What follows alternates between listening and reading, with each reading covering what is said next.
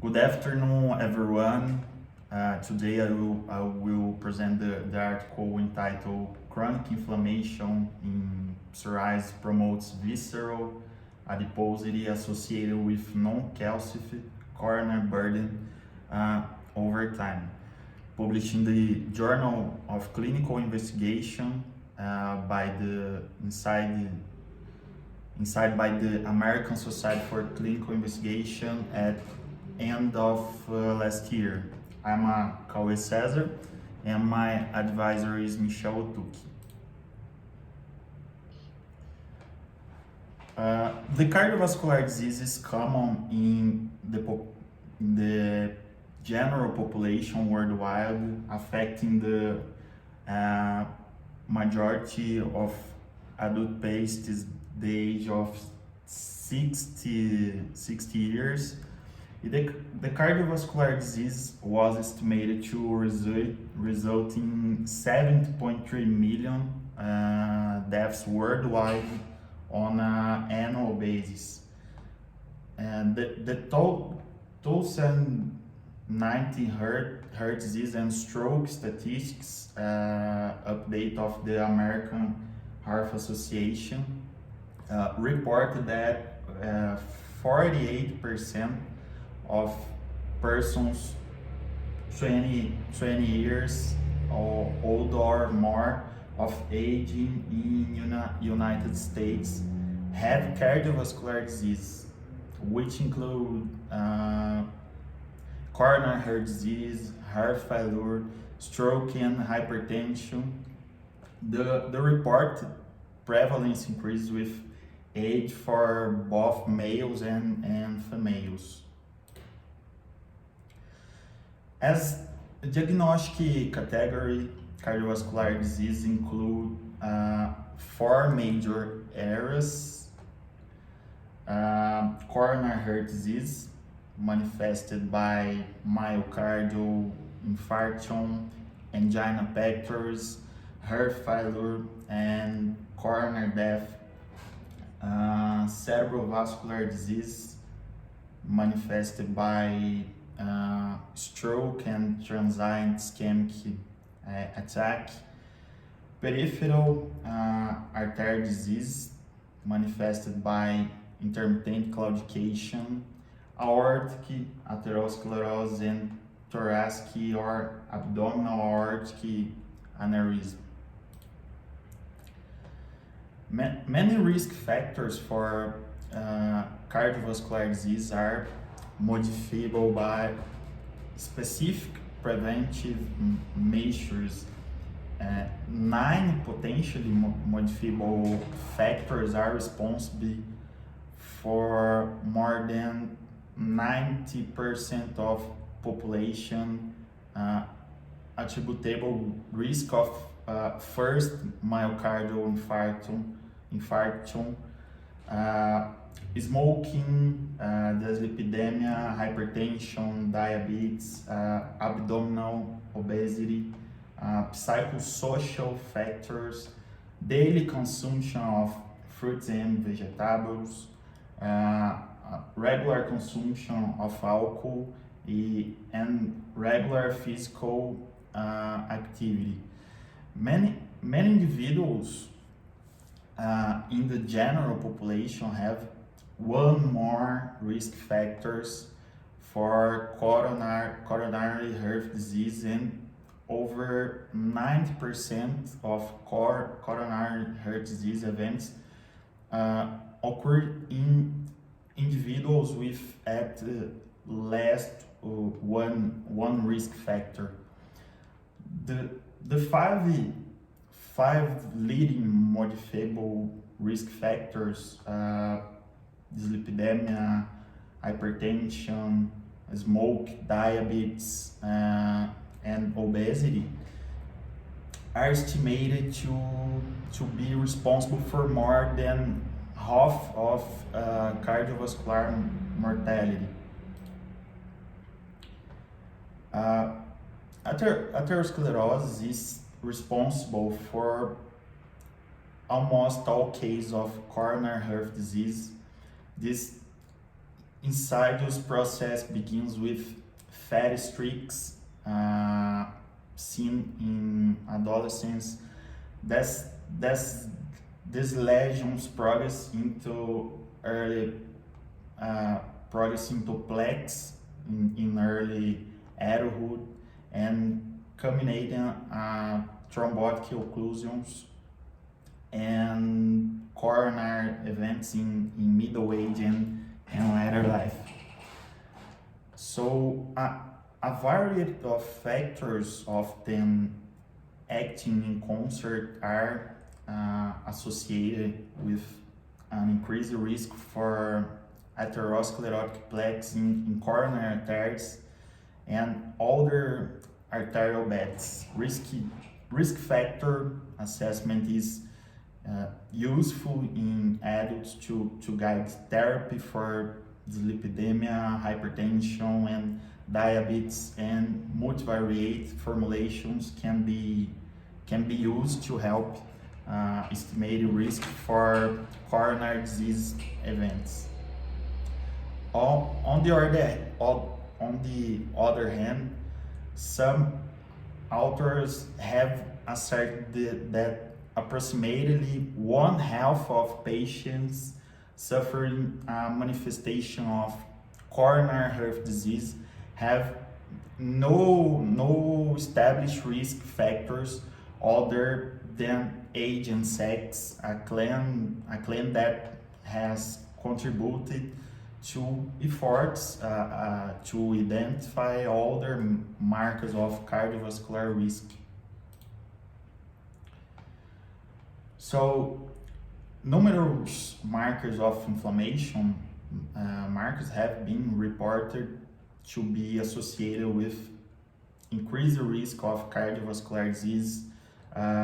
C-reactive protein is both the most extensively studied marker of inflammation and the marker most widely used in clinical practice. Its presence in role in the assessment of cardiovascular risk continues to evolve, while the precise role of C-reactive protein remains uncertain. Epidemiologic studies have suggested that interleukin 6 has a direct causal role in the development of coronary heart disease. Higher levels of the leukocyte enzyme myeloperoxidase, which is secreted during acute inflammation and promotes oxidation of lipoproteins, are associated with the presence of coronary disease and may be predictive of the presence of acute coronary syndrome in patients with chest pain. Among patients with chronic systolic heart failure, elevated plasma myeloperoxidase levels have been associated with increased likelihood of more advanced heart failure and may be predictive of a higher rate of adverse clinical outcomes. Cardiovascular risk has also been associated with variety of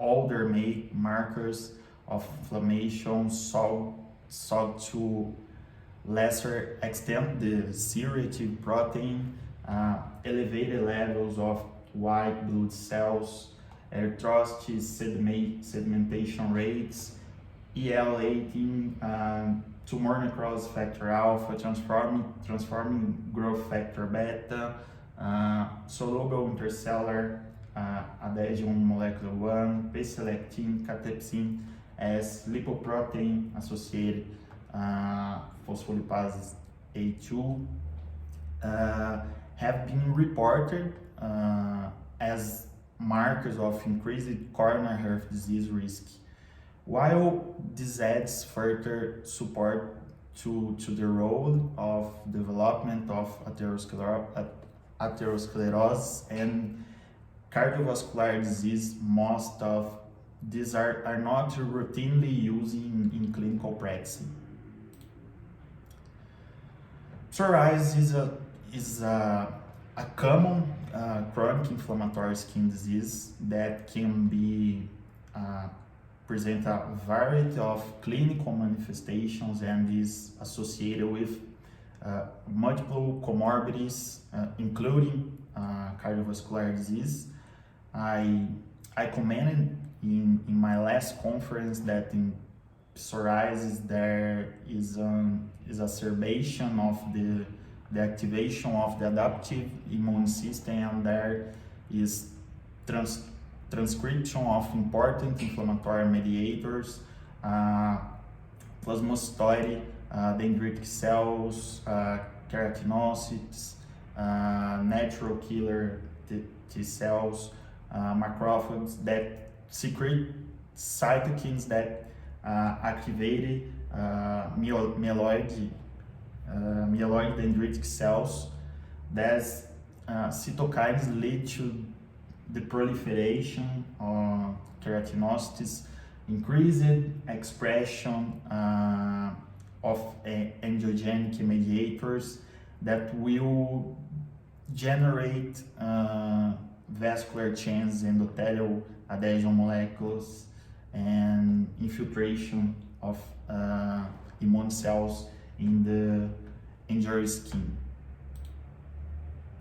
So the aim of the study was to test the hypothesis that inflammation is associated with visceral adipose tissue volume in psoriasis, and visceral adipose tissue volume is associated with a cardiovascular risk, factors, markers of inflammation, and early coronary arterial disease as assessed by non-calcified coronary artery burden in coronary computer tomography, angiography.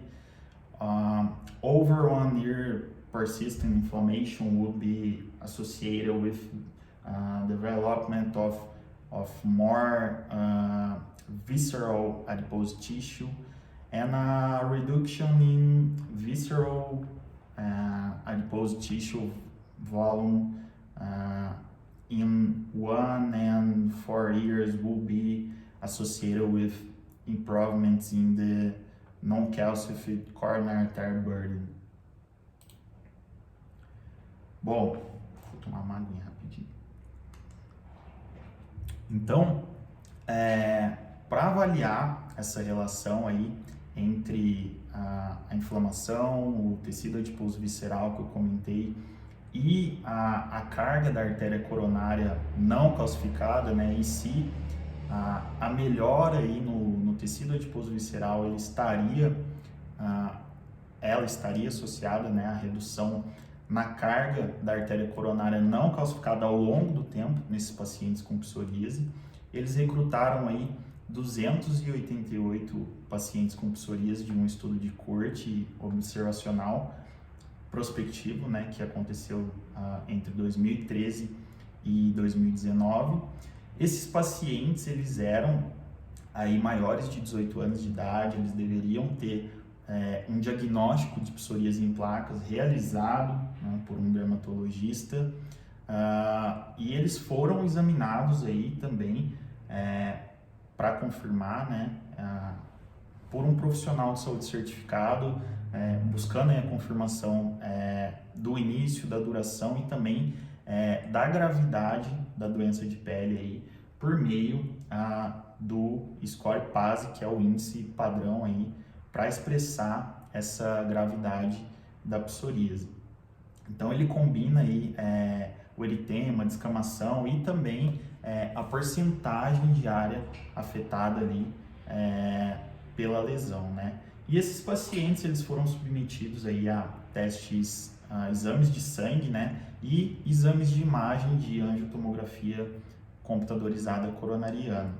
Sobre essas imagens, eles deixaram bem claro, eles destacam isso, de que esses pacientes, eles foram submetidos aí ao procedimento usando o mesmo modelo, né, de aparelho de tomógrafo para fazer esse exame. E dentro dessa seleção foram excluídos aí pacientes que tinham psoríase e tinham ali também, né, uma filtração glomerular, uma taxa de filtração glomerular baixa, que poderia indicar, né, uma insuficiência renal desse paciente, desse participante, uma doença cardiovascular já existente, qualquer outra comorbidade ali que é conhecida por aumentar a inflamação sistêmica, né?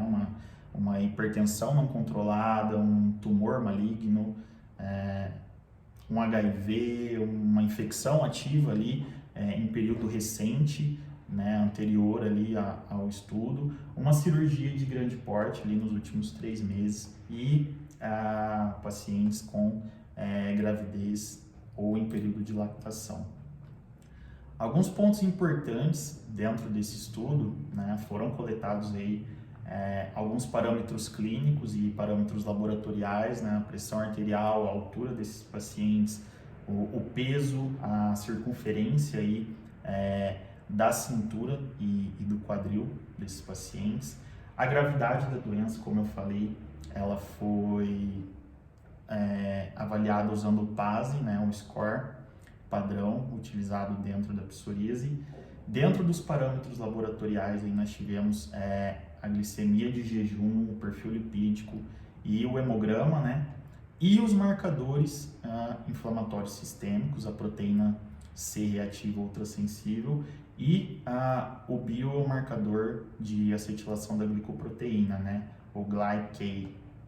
E eles foram medidos aí no início do estudo e ao longo do tempo, ali num período de 1 e de 4 anos. A medição da adiposidade aí nesses pacientes, né, do tecido adiposo visceral e também do tecido adiposo subcutâneo, eles foram quantificados usando a tomografia computadorizada e um software automatizado aí usando um algoritmo, né, de modelo ali de contorno, né, em cada fatia da tomografia, para diferenciar, que a gente vai ver melhor ali nos resultados do estudo.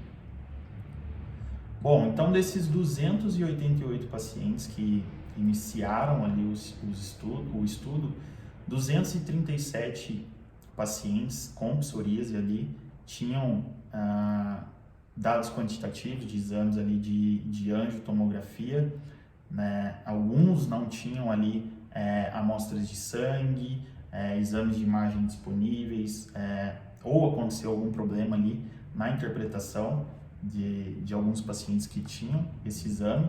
E no decorrer ali do estudo desses 237 pacientes, 61 deles tinham também ali, né, ao longo do acompanhamento, amostras de sangue ausentes, né, ou não tinham dados disponíveis, ou também tiveram problemas ali com a interpretação do exame de imagem da tomografia, né, nesse ano.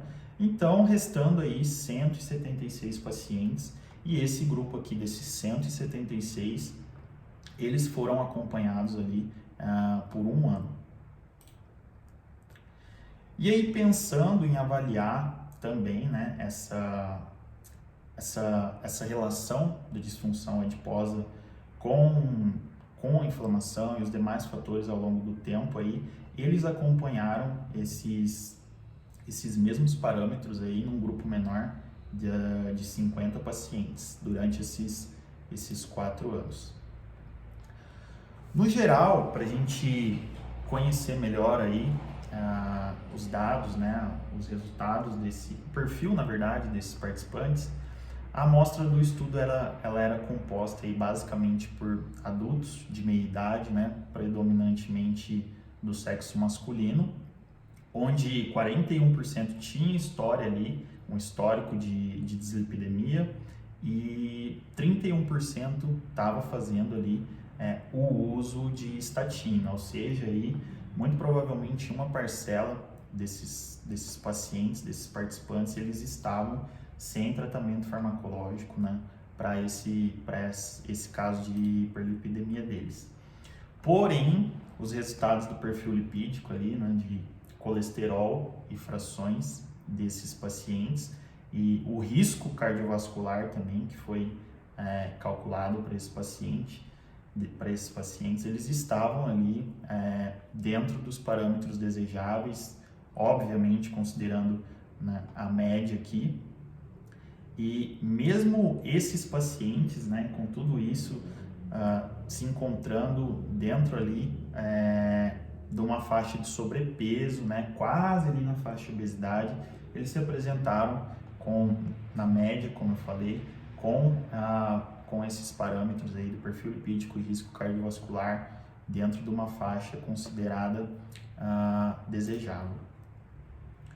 Com relação aí à psoríase desses pacientes, no geral, a psoríase que esses pacientes apresentavam, ela foi caracterizada, né, classificada aí de leve a moderada, e 34% desses pacientes ali no início do estudo, eles já estavam em terapia utilizando algum medicamento biológico para tratar a psoríase. E aí, para avaliar outros parâmetros, levando em conta aí o nível de inflamação sistêmica desses pacientes, eles dividiram esses pacientes aí em dois grupos, né, com base no resultado ali do exame de proteína C reativa. Então, um grupo ali com uma baixa inflamação sistêmica e o outro com alta inflamação sistêmica, como eu falei, com base no exame de proteína C reativa, né? Eles fizeram a média ali e dividiram esse grupo dessa forma. Então, comparando os resultados aí nesses dois grupos, né, eles evidenciaram aí que os pacientes com maior inflamação sistêmica, né, eles mostraram resultados elevados ali de IMC, né, do índice de massa corporal, da glicoproteína também, aqui, da glicoproteína pró-inflamatória, né, que é um marcador de inflamação sistêmica que vem aí sendo bastante utilizado em estudos de doença inflamatória crônica e também de doenças autoimunes, né, porque os níveis deles aí os níveis desse marcador vêm sendo associados aí à concentração de outros fatores que também contribuem ali no processo inflamatório, inclusive da proteína C reativa, né, que é bastante utilizada já há bastante tempo nos estudos e também na prática clínica.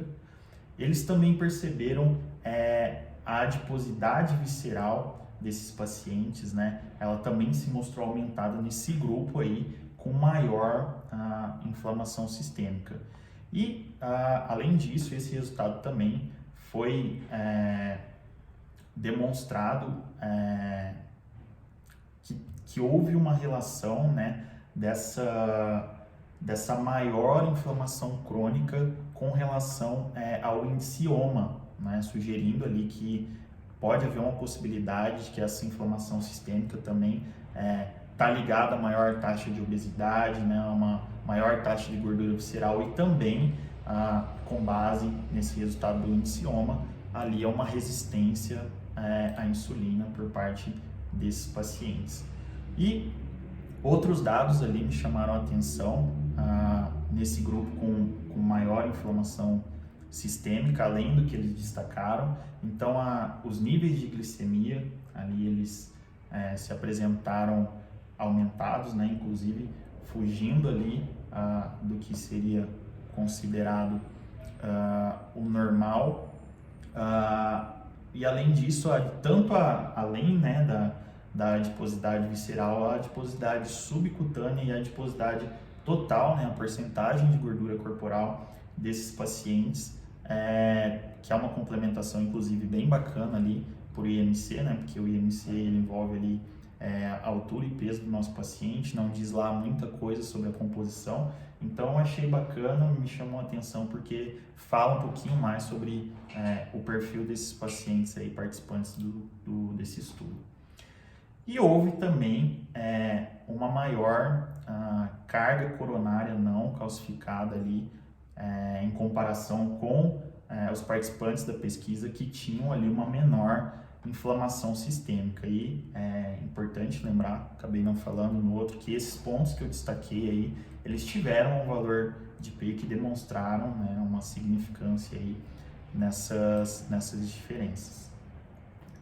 Eles também estratificaram esses participantes aí da pesquisa em 2 grupos com relação aí ao nível de adiposidade visceral. E de forma geral ali foi demonstrado que os participantes com alto nível, né, de adiposidade visceral, eles eram mais velhos e predominantemente ali do sexo masculino. E eles se mostraram ali com maior índice de hipertensão, de hiperlipidemia, inclusive fazendo aí o uso de estatinas. Então, pelo menos esses aqui, possivelmente aí com tratamento ativo.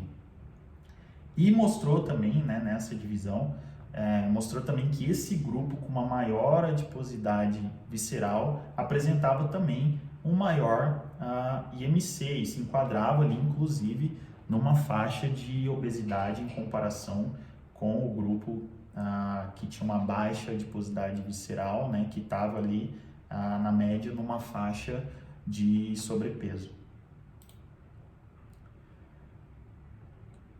Bom, eles também, né, esses pacientes aí com uma maior adiposidade visceral, eles também tiveram uma prevalência ali aumentada de fatores de riscos tradicionais, né, considerados como triglicerídeo, como apresentaram também ali um maior risco cardiovascular, apresentaram uma glicemia aumentada com relação ao grupo ali com uma baixa adiposidade visceral, a resistência à insulina, o índice-OMA, eles também se apresentaram ali com uma taxa significativamente maior, né? A inflamação sistêmica por meio do marcador que eu comentei também foi maior de forma significativa nesses pacientes. A adiposidade visceral e a adiposidade no geral desses pacientes, né? Tanto a subcutânea quanto a total, também foi demonstrada ali como maior de forma significativa nesse grupo de pacientes. Bom, a relação aí da adiposidade visceral e da carga arterial coronariana não calcificada nesses pacientes com psoríase, ela foi demonstrada aí por meio dos parâmetros que eu comentei com vocês na metodologia. E aí, para ilustrar para vocês, eu trouxe as imagens que eles colocam no estudo. Em A, aqui nós temos uma tomografia computadorizada abdominal do paciente ali com psoríase com alto volume de adiposidade visceral, e aqui é até legal que dá para a gente entender bem a diferença entre a adiposidade visceral e a adiposidade subcutânea. Então, a adiposidade visceral está representada aqui em azul e a adiposidade subcutânea está representada em vermelho. E em B, nós temos aqui a angiotomografia computadorizada da coronária, mostrando a artéria desse mesmo paciente aqui de A. Então, o lumen é a área que está delimitada aqui pelas linhas em amarelo. As paredes aí, externas da artéria estão representadas pelo laranjado.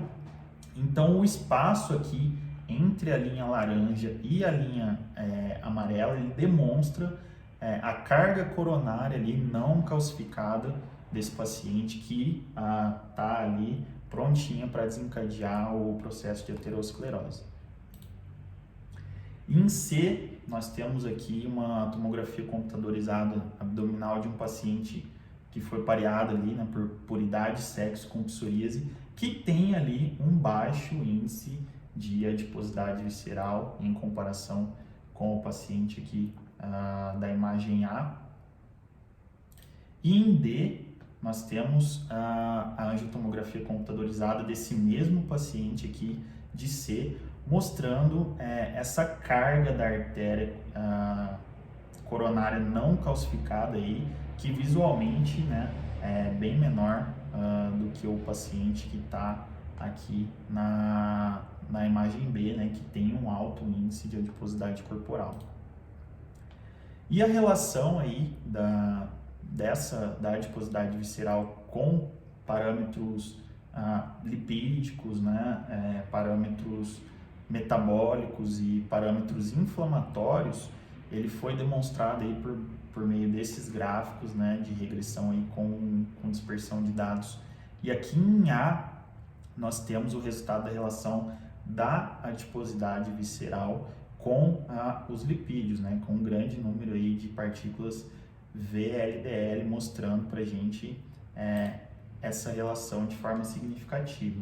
Aqui em B, nós temos a relação da adiposidade visceral com o indicioma de resistência ali à insulina, demonstrando que há um impacto metabólico, né, desses pacientes ali, que o aumento, né, da adiposidade visceral tem um impacto metabólico ali e tem relação com esse aumento do indicioma também. E em C, nós temos a relação da adiposidade visceral com o biomarcador de acetilação da glicoproteína, demonstrando também a relação dessa adiposidade visceral com a inflamação sistêmica dos pacientes.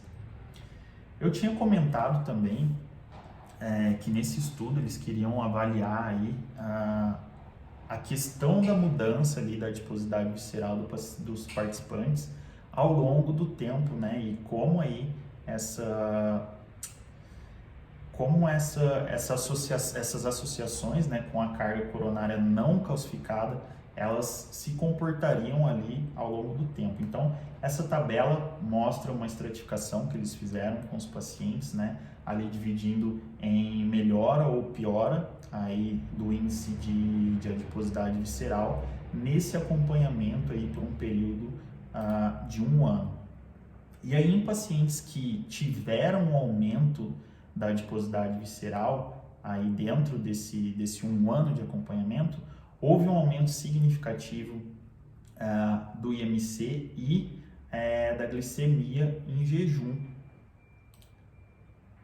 E por outro lado, os pacientes ali que demonstraram essa melhora da adiposidade visceral dentro também desse período de 1 ano, eles tiveram uma melhora significativa ali nos parâmetros de LDL, da proteína C reativa, do outro biomarcador também da inflamação, inclusive, somando tudo isso, né, uma melhora também ali no IMC. Então, demonstraram essa diminuição da inflamação junto com a diminuição também do IMC. E falando aí de outros parâmetros importantes, né, nesse grupo que teve a piora ainda, voltando, essa piora no índice de adiposidade visceral, houve aumento também da adiposidade subcutânea desses pacientes e da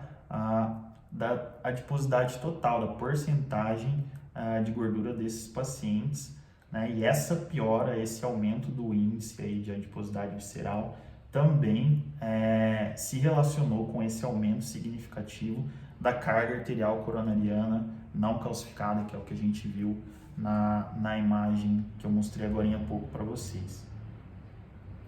E avaliando esses mesmos parâmetros ali nos pacientes, né, no grupo onde houve melhora desse índice de adiposidade visceral dentro desse mesmo período aí de 1 ano, eles evidenciaram, né, trouxeram aí para a gente como resultados a melhora significativa aí desses mesmos parâmetros, né, da adiposidade subcutânea, da adiposidade total, da porcentagem de gordura total desses pacientes, da melhora ali do PASI, né, e também da carga arterial coronariana não calcificada. E para para entender, né, se essas mudanças, se essas relações, elas se mantinham mais ali ao longo de mais tempo, né? Eles pegaram ali, como eu mostrei para vocês na metodologia, aqueles 50 pacientes e acompanharam por um período de 4 anos, e foi demonstrado que a relação entre a mudança ali, né, no índice de adiposidade visceral e a mudança na carga arterial coronariana não calcificada, ela persistiu sim por esses 4 anos, com melhoras ali em alguns, né, dos fatores, inclusive considerados tradicionais ali, né, como a hiperlipidemia. A tabelinha está diferente porque isso daqui é do material suplementar do artigo. E também a severidade da psoríase, né? O que eu achei aí bem bacana, já me deixou pensando em várias coisas para a questão de acompanhamento do paciente. Então, ao longo desse período, né, desses 4 anos, essa relação se manteve, inclusive os pacientes demonstraram melhora ali no score, no PASI, né, da psoríase. E aí, em resumo, foi demonstrado que a psoríase ela está associada ao aumento aí das disfunções das lipoproteínas, e também que essa alta adiposidade visceral ela está associada a uma maior inflamação sistêmica nesses pacientes com psoríase.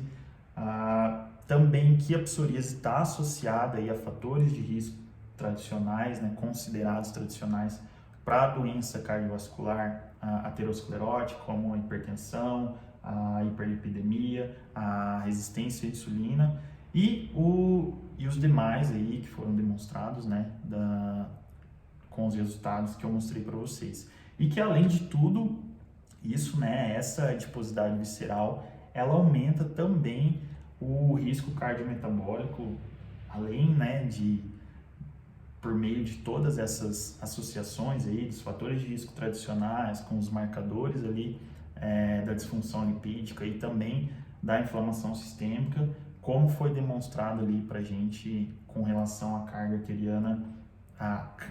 arterial coronariana não calcificada nos resultados do estudo.